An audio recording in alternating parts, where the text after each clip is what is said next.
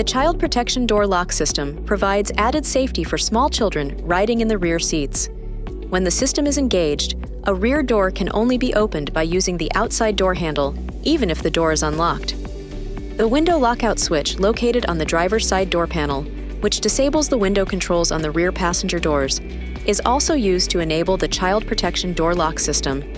When engaged, the rear doors can only be opened by using the outside door handle. After engaging or disengaging the child protection door lock system, always test the door by trying to open it from the inside. If the door does not open, the lock is engaged. This video is not intended to take the place of your owner's manual. For complete details and other important safety information, please see your owner's information.